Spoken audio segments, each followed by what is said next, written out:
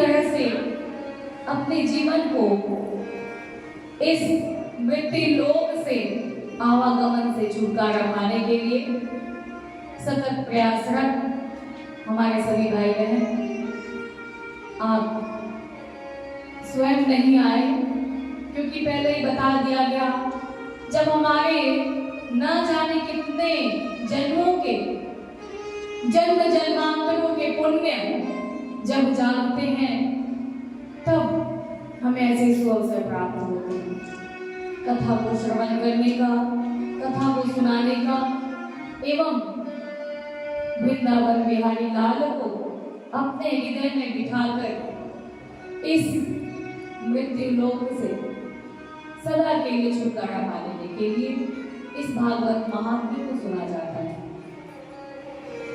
भागवत कहती है, सच्चिदानंद रूपाय विश्वोत्पत्त्यादि हेतवे सच्चिदानंद रूपाय तस्मै श्री गुरवे नमः। सच्चिदानंद रूपाय विश्वोत्पत्त्यादि हेतवे तापत्रय विनाशाय गोविंदाय नमो नमः। सच्चिदानंद रूपाय, जिसका नाम ही सच्चिदानंद है, जिसके हर नाम में, जिसके हर काम में, जिसके हर कोटि कोटि में सच्चिदानंद सतघन आनंद विराजमान है, जिसके नाम में ही आनंद की परिपूर्णता भरी हुई है।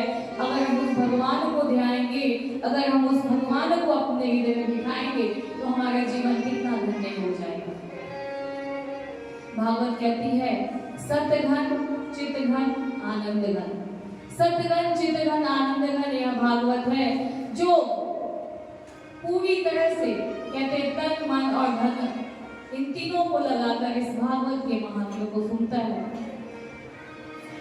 आखिर इस भागवत में अभी आप सुनेंगे कि राजा परीक्षित को जब 7 दिन में उनकी मृत्यु होनी सुनिश्चित हो गई, 7वें दिन उनकी मृत्यु सुनिश्चित हो गई, उन्हें मोक्ष मिल गया।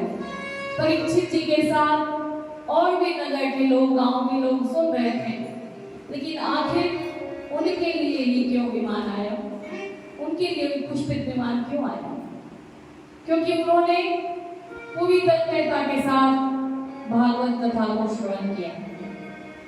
पूरी तन्मयता का अर्थ होता है हमारे अंदर से हर प्रकार के लोभ, मोह, लालच, काम, क्रोध सभी को त्याग कर भगवान के चरणों में पूरी तरह से लीन होकर सुनना।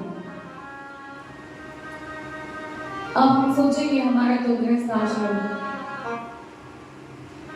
आश्रम है, लेकिन गृहस्थ आश्रम को देखते हुए, अपनी पारिवारिक जिम्मेदारियों का निर्वहन करते हुए यदि भगवान की कथा को श्रवण करते हैं, भगवान की कथा को श्रवण करने के बाद अपनी दिनचर्या को हम ऐसा बनाते हैं, तो भागवत कहती है, पुनरपि जन्मं पुनरपि मरणं पुनरपि जननी जठरे शयनम्।